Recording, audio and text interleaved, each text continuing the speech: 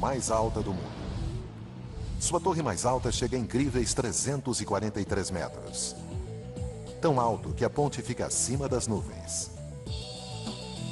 É uma mega estrutura. Diziam ser impossível a sua construção.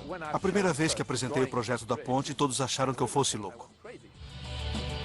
A equipe que tentou construir essa impressionante via expressa no céu teve que sobreviver a deslizamentos de terra, lutar contra ventos de incríveis 130 km por hora e violentas tempestades enquanto a ponte simplesmente se equilibrava no ar. Esta é uma ponte que levou as fronteiras da engenharia ao limite e além.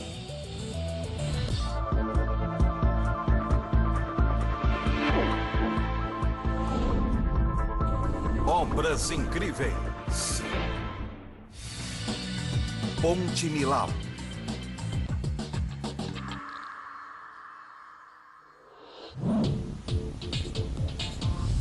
Imagine construir uma série de torres Eiffel. Depois, colocar uma rodovia de 4 pistas entre elas, de um lado a outro de um dos vales mais profundos da França. Embora pareça impossível, isso descreve quase que completamente a construção da Ponte Millau. Desde o começo, a equipe de construção enfrentou 3 grandes desafios. Primeiro, construir a ponte de cabo fixa mais alta do mundo. Segundo, colocar uma via expressa de 36 mil toneladas em cima dela.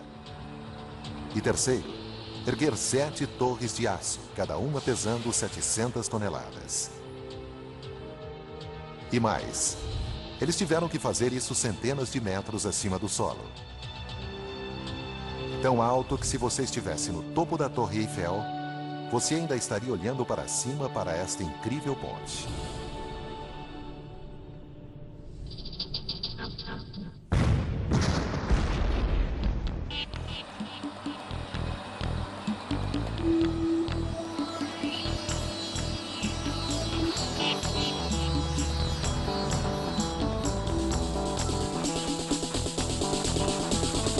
Outubro de 2001.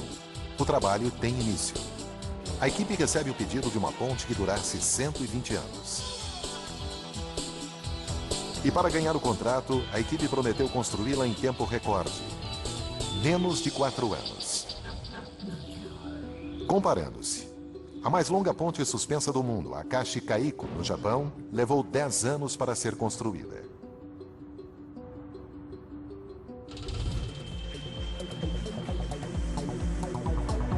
Qualquer atraso na obra lhes custará $30 mil por dia em penalidades. Há 7 pilares, partindo do extremo norte do vale. O primeiro causará problemas por causa da inclinação tão íngreme onde ficará. O segundo será o maior desafio por ser o mais alto. Cruzando o rio, o terceiro não será tão mais curto. E depois o quarto, quinto, sexto e sétimo ficarão em uma inclinação mais leve ao sul.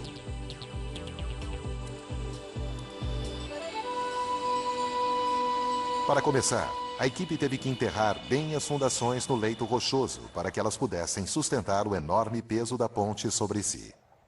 Mas as forças da natureza estavam contra eles.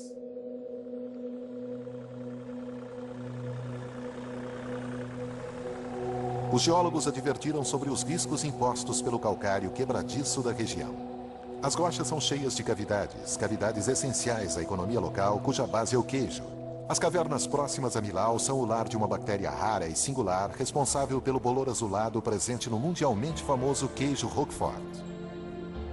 Mas o que é perfeito para o queijo poderá ser desastroso para uma mega estrutura. O diagnóstico dos geólogos alertava sobre uma coisa: deslizamentos de terra. Esse tipo de catástrofe poderia comprometer todo o projeto. Apesar dos avisos, a construção seguiu em frente como planejado.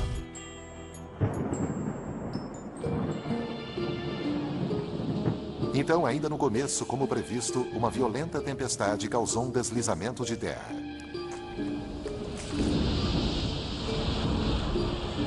4.000 metros cúbicos de rocha desmoronaram ao redor do pilar número 1. Felizmente, a queda das rochas não o danificou. Mas o aviso era claro. Eles foram forçados a desviar a mão de obra e o equipamento para estabilizar o morro e evitar que outro deslizamento ocorresse. Mas se a área estava propensa a deslizamentos, por que construir a ponte mais alta de todas justamente aqui? A resposta é simples. Nos anos 80, a França construiu uma via expressa ligando Paris diretamente à Espanha. Esta artéria principal levava ao sul do país cruzando o interior da França. Do Mediterrâneo, a via expressa ia em direção ao norte, até ambas atingirem um dos vales mais profundos da França.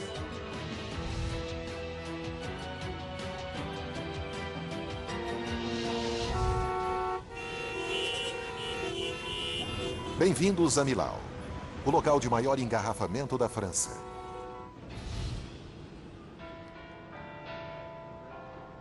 A cidade de Millau está na região montanhosa de Massif Central, uma das partes mais tranquilas do país. Mas no verão, essa pobre cidadezinha medieval sofria com o tráfego.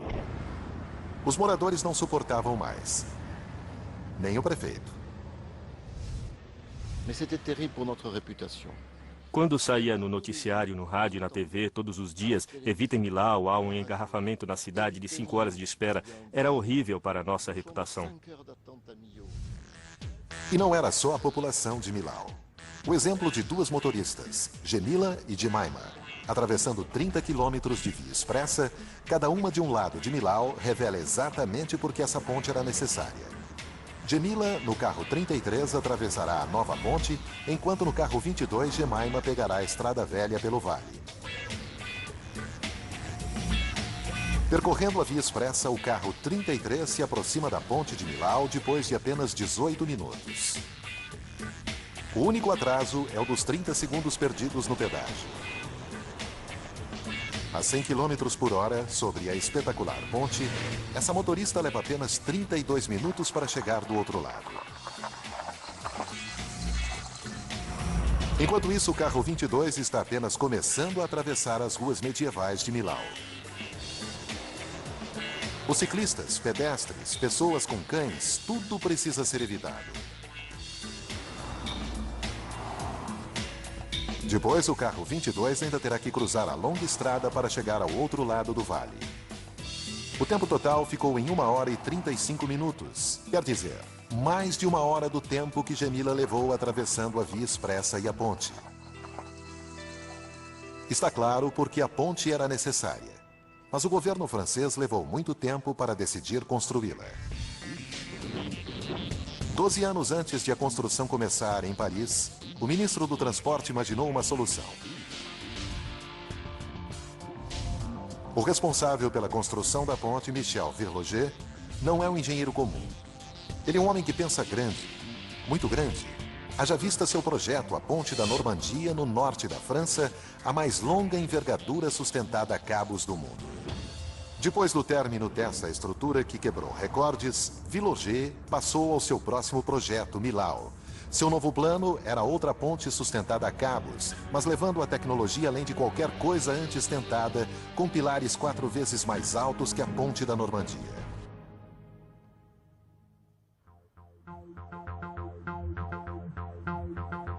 A Ponte Millau não seria apenas a mais alta do mundo. Ela seria diferente de qualquer outra ponte já construída.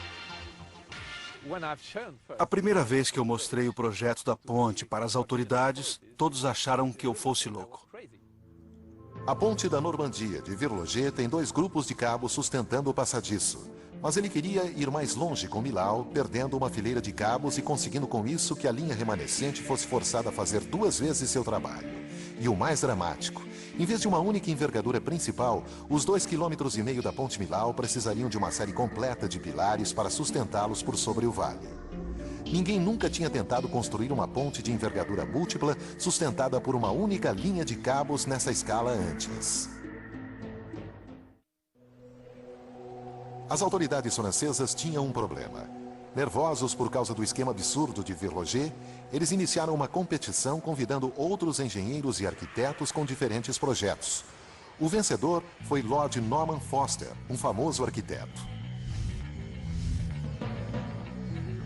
Em Hong Kong, ele construiu o maior terminal de aeroporto do mundo.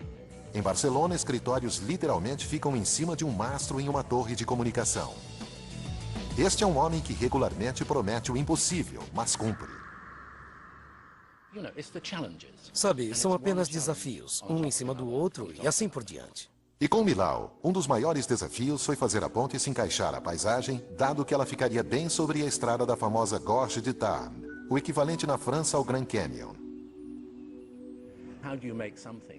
Como se constrói algo que precise aguentar firme contra as forças da natureza, mas que tenha a aparência suave e delicada? Como se constrói algo nessa escala na paisagem mais inacreditável do mundo? Ironicamente, a resposta de Foster foi pegar o primeiro desenho de Villanger e levá-lo a um estágio adiante. Ele transformou aquela enorme peça de engenharia em um delicado trabalho de arte, cortando de forma ousada 2 dos 9 pilares originais e diminuindo sensivelmente os pilares restantes e o passadiço. Foster queria que a ponte ficasse tão delicada quanto uma borboleta, mas essa borboleta teria que sustentar o peso de 5 torres Eiffel, fortes ventos e ficar firme a centenas de metros sobre o rio Tarn. Errar no projeto seria uma tragédia. Dezembro de 2001. A Ponte Millau, na França, a ponte mais alta do mundo, está sendo construída. Tudo no projeto é exagerado. Será preciso usar 200.000 toneladas de concreto, uma quantidade tão grande que a equipe terá que construir uma fábrica de concreto no local. Não há nada de convencional nesse concreto e sua fórmula terá que ser exata. O concreto precisará de uma grande força estrutural para suportar as enormes cargas que serão postas sobre ele, mas não poderá secar depressa demais, dado que terá que ser derramado de centenas de metros de altura. Além disso, ele precisará ter a cor certa para que se encaixe a visão que Norman tem do projeto. Na verdade, a visão do arquiteto criou uma dor de cabeça para a equipe de construção. Ele desenhou cada pilar com uma forma geométrica complicada, com sulcos verticais em toda a sua extensão para criar sombras. Mas o que é apenas um desenho no papel para o arquiteto foi um grande desafio para a equipe de construção. Os enormes pilares são construídos passo a passo, derramando-se concreto em um molde temporário. Para dar a força exigida, os moldes são preenchidos com uma moldura de barras de aço. No total, 16.000 toneladas dessas barras de aço serão colocadas de uma extremidade a outra em presas. Isso resultará em 4.000 quilômetros de Millau até a África Central.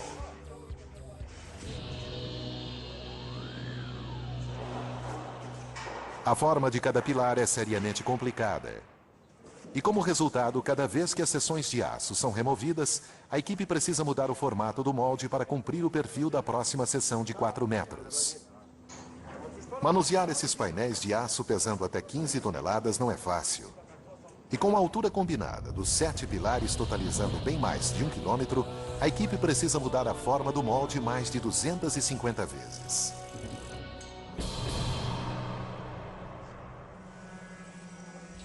A cada 3 dias, cada equipe responsável por cada um dos pilares passava por esse ciclo completo, depois eles repetiam o processo.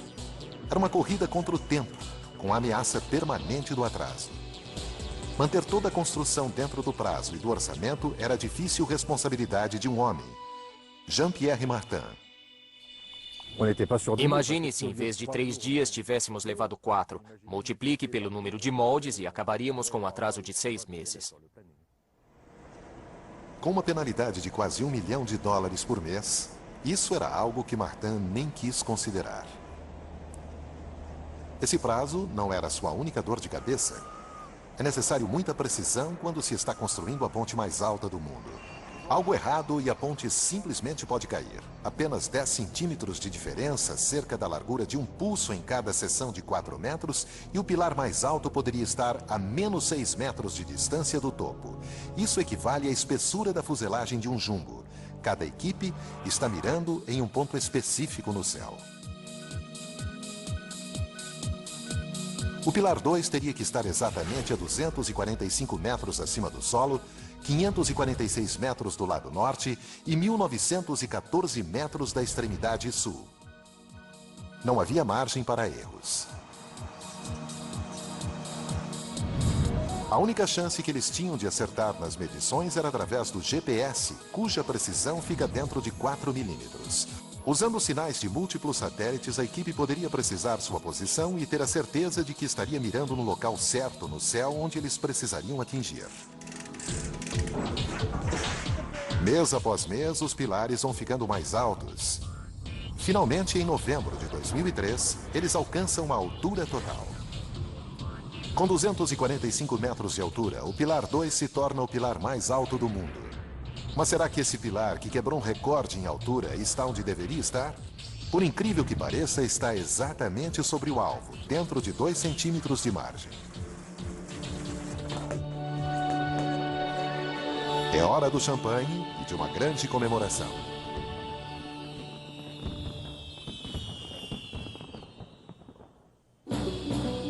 Contra todas as previsões, eles estavam um mês à frente do prazo, mas a equipe não podia se dar ao luxo de relaxar. O próximo estágio do projeto seria a parte mais difícil de ser construída.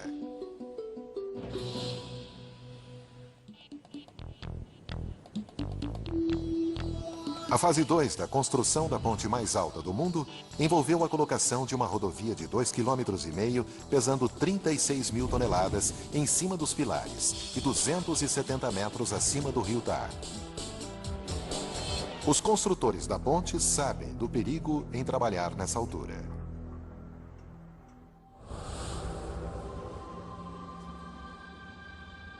Mais de 34 pessoas morreram construindo a ponte do Brooklyn, em Nova York. Outras 35 morreram em 1970 na ponte Westgate, em Melbourne, na Austrália.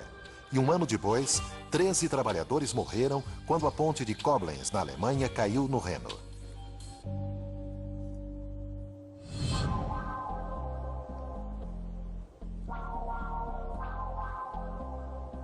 Pensando nessas fatalidades, a equipe decidiu fabricar todo o passadiço na segurança da terra firme.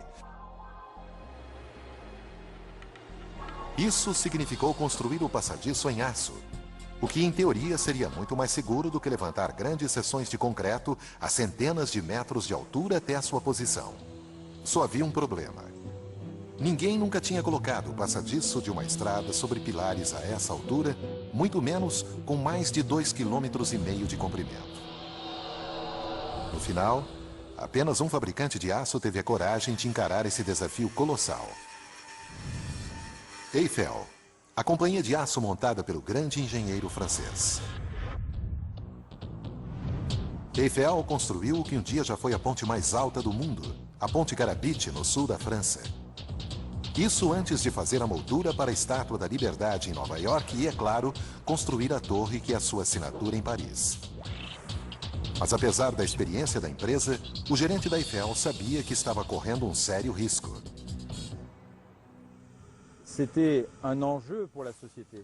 Foi um risco para a companhia porque se houvesse um erro, se algo não desse certo, seria o nome da companhia em jogo.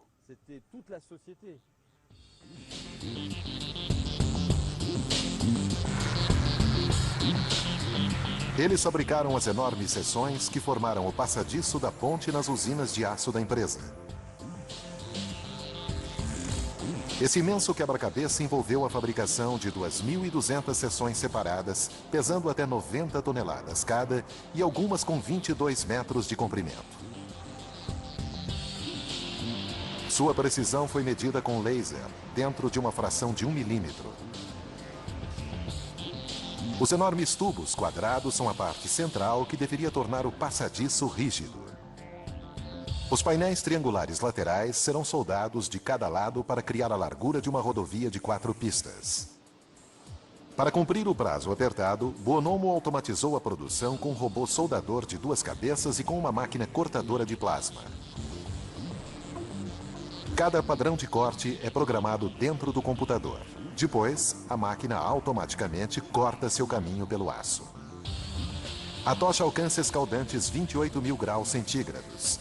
Isso é 5 vezes a temperatura do centro da Terra.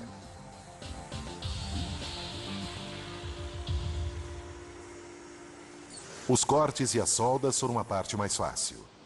O mais difícil foi levar essas seções monstro a quilômetros de distância até Millau. O caminho teve que ser planejado com precisão para evitar grandes danos. A polícia coordenou a segurança e abriu espaços. Mesmo com esse nível de preparação, parecia que alguns obstáculos estavam perto demais. Esse evento nunca tinha sido visto antes. Para construir a ponte foram precisos mais de 2.000 extraordinários comboios.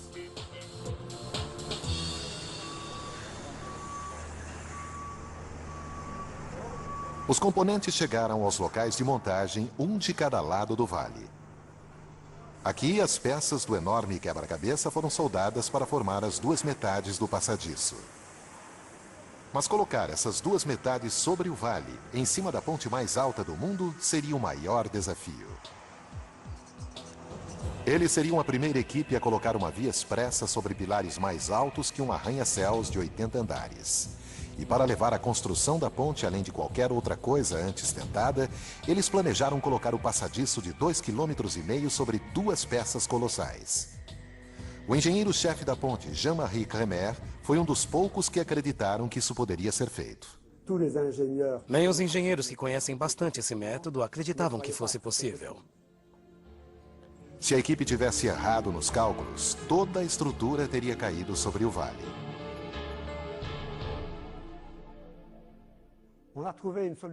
Encontramos uma solução para a construção, que foi colocar uma ponte de ambos os lados, uma parte no Planalto Larzac e uma no Planalto Rouge, e depois empurrá-las para fazer com que se encontrassem aqui, sobre o rio Tarn. Algumas pontes menores usam uma técnica parecida. Um conjunto poderoso de soquetes hidráulicos literalmente bombeia o passadiço de um lado a outro. Mas Millau seria a ponte mais longa sobre os pilares mais altos do mundo e os resultados poderiam se transformar numa tragédia. Seu passadiço é tão delgado que poderia dobrar e cair se a envergadura entre cada pilar tivesse mais de 342 metros. O mais longe que alguém já tinha ido era menos da metade dessa distância. A primeira parte da solução foi simples. Encaixar um pilar de modo que seus cabos sustentassem a parte da frente do passadiço à medida que ele fosse sendo posto sobre o vale. Depois, seria a vez de construir torres de aço de sustentação provisórias que reduzissem a envergadura até 171 metros, uma distância mais fácil de se lidar. Essas torres de aço por si só já foram um feito da construção civil. A maior, a 170 metros de altura, é a mais alta já construída, e elas precisavam carregar uma enorme carga.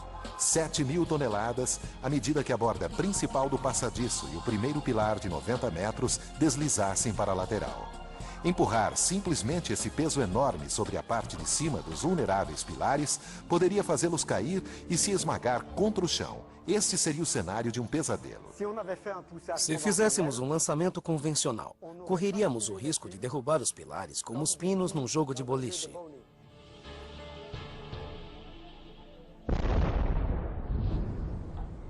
Alguém precisava reinventar a maneira pela qual esse tipo de ponte é feito.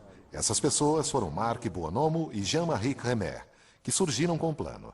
O princípio básico pode ser demonstrado com uma pesada caixa e uma mesa de oscilação. Com um lançamento normal, a gente correria o risco de derrubar os pilares. Quero avançar o passadiço sobre o pilar, mas se eu empurrar o passadiço daqui, dessa parte, eu poderei derrubar os pilares, porque eles são altos demais.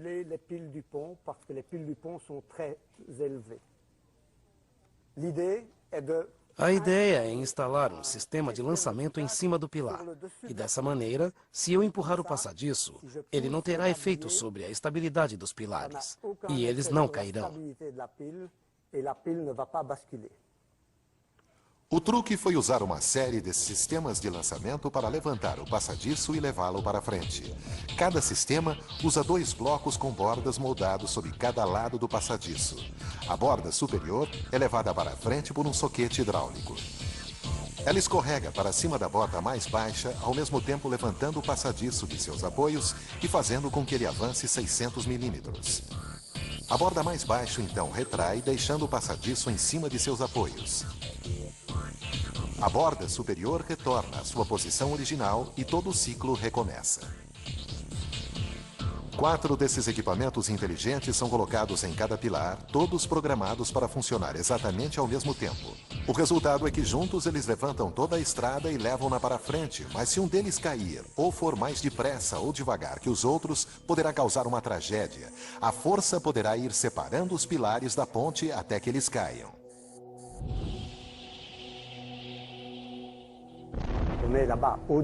Quando você está lá em cima e vê a ponte a 300 metros abaixo, você se pergunta, será que foi uma boa ideia? O futuro de todo o projeto estava agora em um protótipo, e ele nunca tinha sido testado. Eles largaram. Continuamos assistindo Obras Incríveis no Nat Geo. É manhã do dia 26 de fevereiro de 2003, o dia decisivo para a ponte mais alta do mundo. Tudo está prestes a ser testado. A flexibilidade do passadiço, a força dos pilares temporários e principalmente o sistema hidráulico pioneiro. Até Buonomo, o responsável pelo lançamento, tinha suas dúvidas. Nunca tinha sido feito antes, e eu tenho que confessar que tive medo que não funcionasse. O bombeamento começa, os pistões começam a empurrar e o passadiço começa sua enorme jornada cruzando o vale. Quando ouvi dizerem que os motores estavam funcionando, pus meu dedo no passadiço e senti ele se mover. A cada 4 minutos, o passadiço avançava 600 milímetros sobre o vale. Seu progresso foi acompanhado, mas ainda havia uma grande preocupação no ar, à medida em que a equipe observava o passadiço sem apoio nenhum atravessando o vazio. O passadiço acaba chegando em segurança ao primeiro pilar. Agora são 204 metros a menos, mas ainda faltam 2.256. O sistema de lançamento parecia estar funcionando como planejado.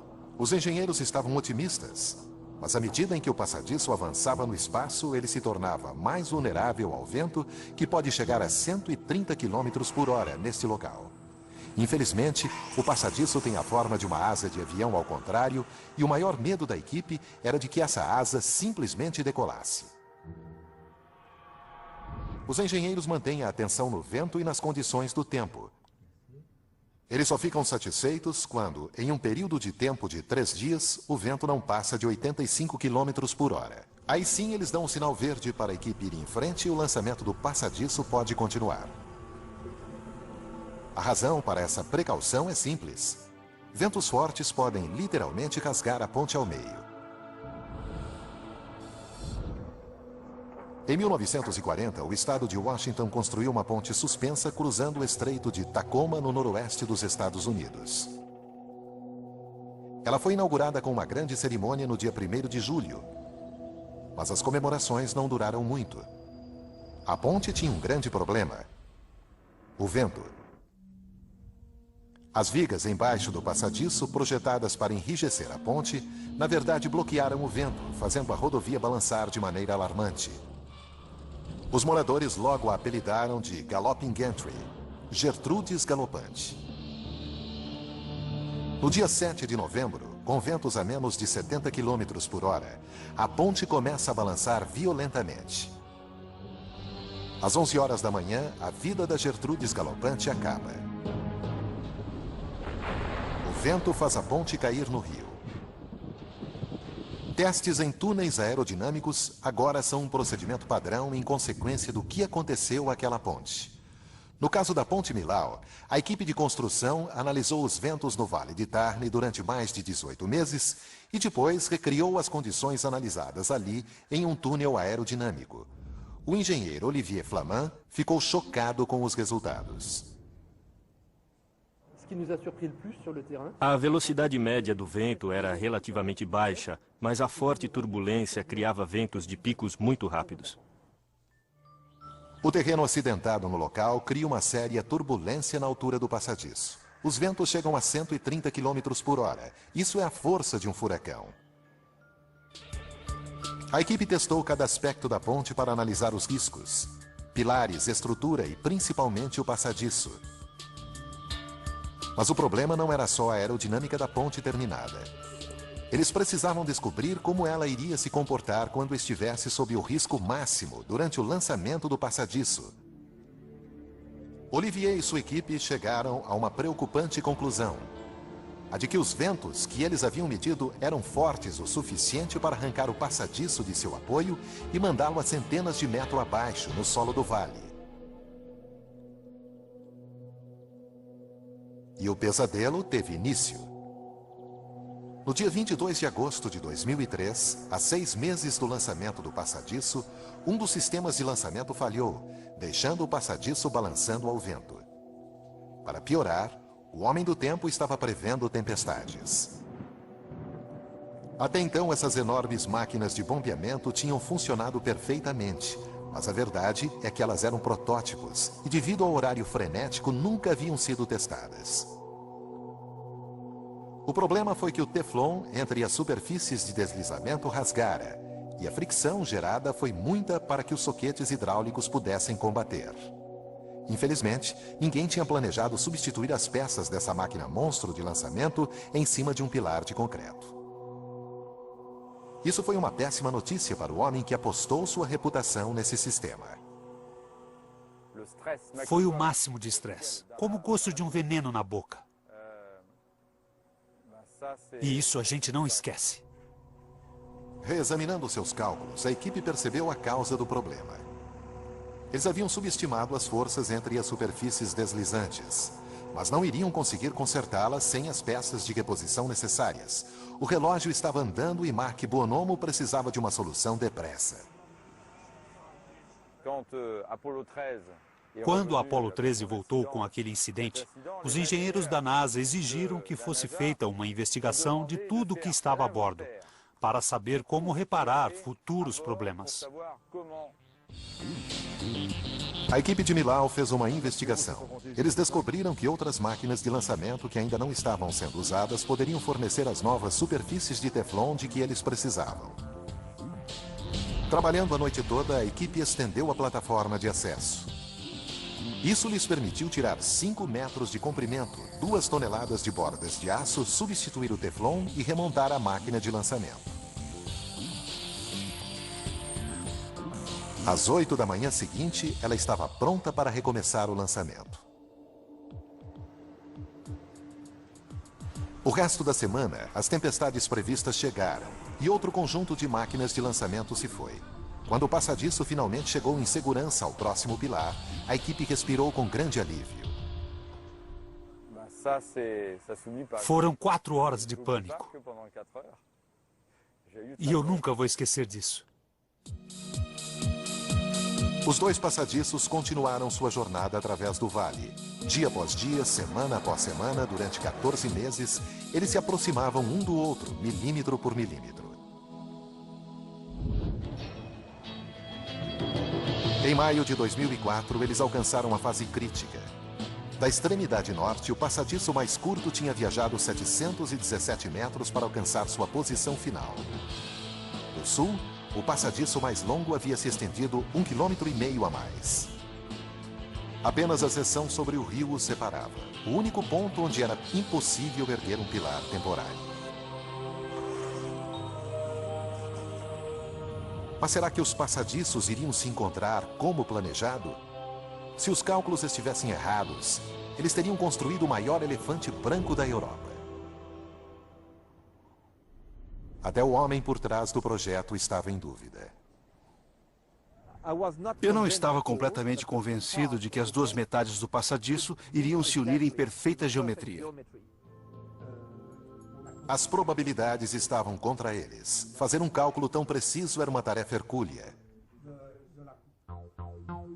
Em primeiro lugar, os 2 pontos iniciais nos morros norte e sul do vale estavam em alturas diferentes.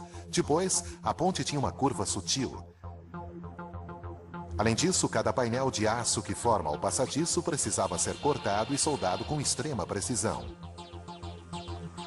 Seria um triunfo da engenharia se eles conseguissem fazer aqueles 2 passadiços curvados se encontrarem como exigido. A equipe verifica as notícias sobre o clima. Com o vento dentro de limites seguros, eles dão o sinal verde para o empurrão final. Os soquetes começam a levar a borda principal do passadiço para longe da segurança do pilar 3 em direção ao seu destino.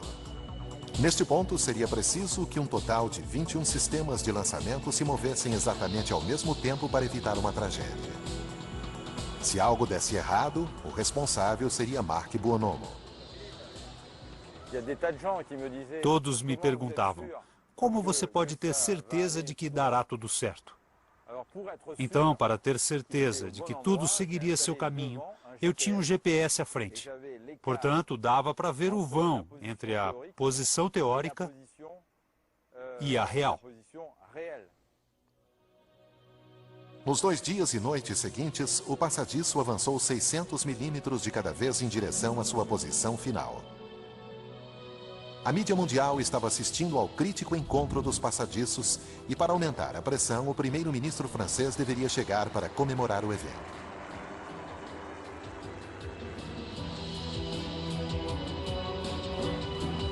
O passadiço desliza para frente. Agora as seções estão separadas por alguns centímetros somente e uma garrafa de champanhe espera entre elas para marcar o grande momento. Finalmente, a união. Os enormes passadiços de aço viajaram um total de 2,5 km sobre este vale e, depois da verificação, a equipe descobre que eles estão alinhados dentro de 1 centímetro. A precisão foi de 99,999%. Toda a medição, todos os cálculos valeram a pena. Eles conseguiram.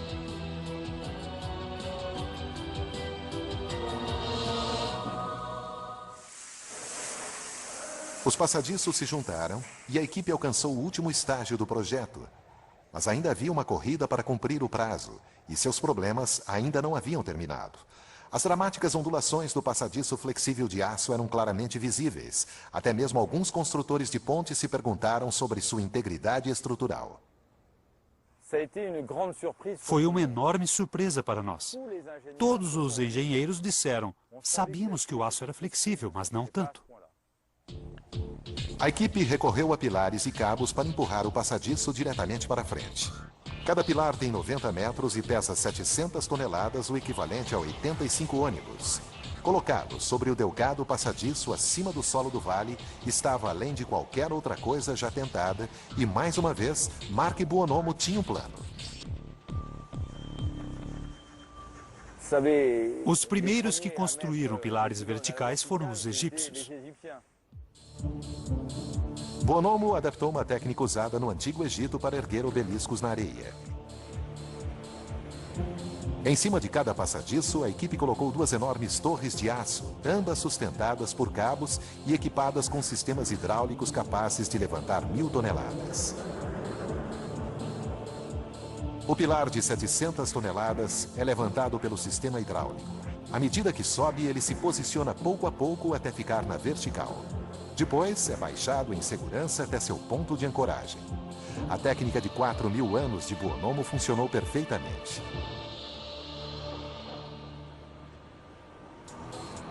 Com os 7 pilares no lugar, a equipe já pode ligar os cabos que vão fortalecer o passadiço e dar a ele a força para suportar o peso do tráfego pesado. É o que eles esperam.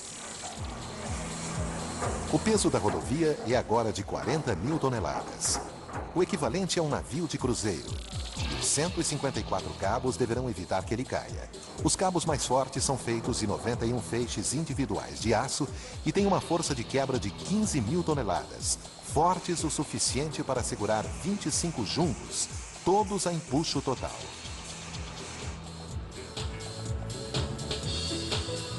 À medida em que os cabos são esticados diretamente segundo o plano, as ondulações no passadiço são empurradas para frente. Sobre os 2,5 km do passadiço, as ondulações agora não são maiores do que 1 polegar. Eles finalmente estão alinhados. A superfície da estrada está pronta, adicionando-se 10.000 toneladas à carga.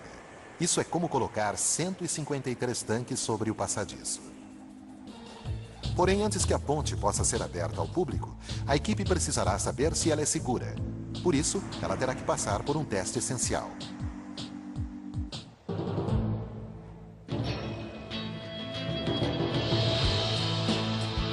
Depois de 3 anos, a equipe que construiu a Ponte Millau na França está prestes a descobrir se seus cálculos estavam corretos. Em uma ponte de uma só envergadura e sustentada a cabos como a Ponte da Normandia, o excesso de carga sobre a seção principal não é problema, porque os cabos estão ligados ao solo e não cedem. Mas nas 8 envergaduras da Ponte Millau, os cabos são ligados aos passadiços das seções adjacentes. Uma carga a mais sobre uma das seções a fará cair, empurrando os cabos para baixo. À medida em que os pilares se alinham, os cabos são empurrados para cima, levantando os passadiços vizinhos e causando um perigoso efeito de ondulação. Chegou a hora de a equipe testar a ponte. Esses 28 caminhões têm um peso combinado de mais de 900 toneladas. Eles estão posicionados em um ponto crítico, a envergadura do meio. Os engenheiros prendem a respiração. Eles tiram as medidas. A envergadura cede apenas 26 centímetros. Isso é um triunfo para os engenheiros. A ponte foi projetada para suportar mais que o dobro disso. 4 semanas depois, no dia 14 de dezembro de 2004, o presidente Jacques Chirac inaugurou oficialmente a ponte. Um momento de orgulho para toda a França.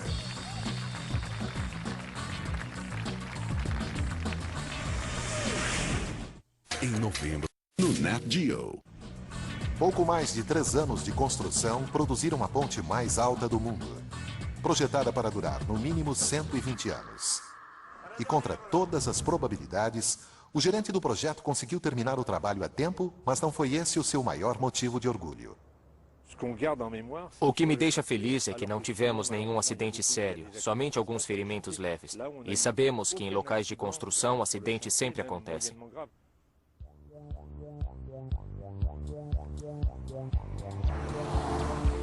Assim que foi aberta ao público, a ponte foi sucesso instantâneo.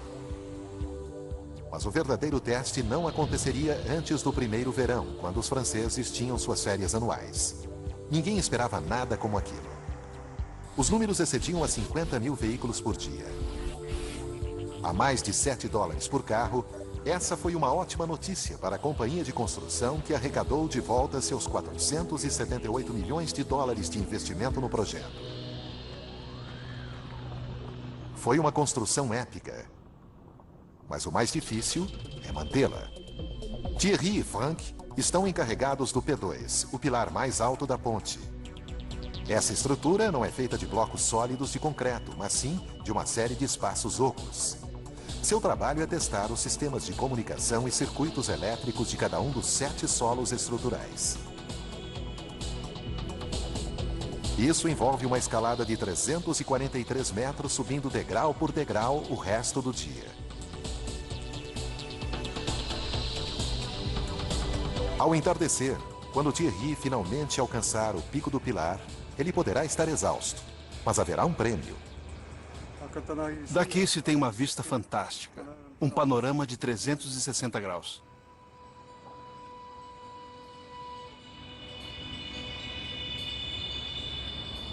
A ponte mais alta do mundo se tornou um ícone. Mas isso está criando problemas que ninguém havia imaginado. A população tem tomado a ponte como plataforma para conseguir a atenção da mídia para suas causas.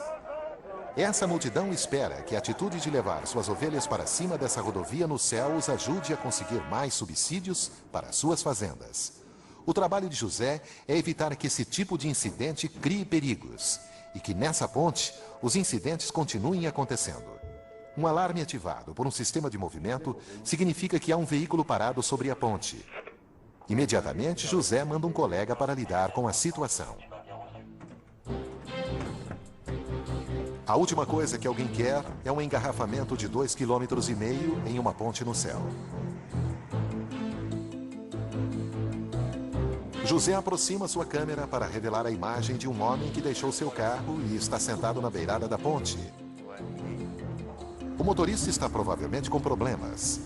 Mais de uma vez, um homem já subiu na ponte e saltou para a morte.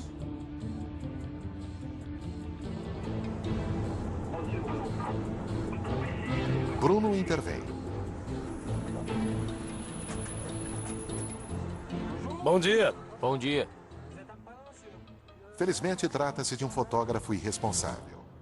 Poderíamos dizer que a Ponte Millau é uma vítima de seu próprio sucesso. Ela definitivamente tornou-se uma grande atração turística, tendo recebido 700 mil visitantes nos primeiros 9 meses.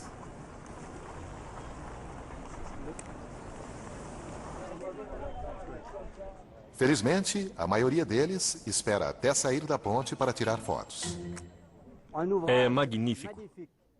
É uma obra de arte. Eu dirigi 600 quilômetros só para vê-la. Só tenho uma coisa a dizer. Extraordinário. As pessoas são atraídas para cá não só porque esta é uma estrutura sem igual, mas também porque é inacreditavelmente bonita, delicada e sutil, diferente do que se espera de uma estrutura quase 1/3 mais alta que qualquer outra ponte do planeta. O arquiteto Lord Norman Foster alcançou seu objetivo, dar ao motorista a sensação de estar voando.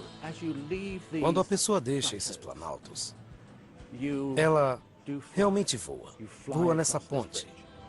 Fica literalmente acima das nuvens. Os resultados certamente agradam o homem que sonhou com isso. Ver essa ponte terminada é realmente mágico. É algo com que sonhei há 15 anos. Essa é a ponte sustentada a cabos mais longa do mundo. A rodovia mais alta do mundo e, claro, a 343 metros de altura, a ponte mais alta já construída.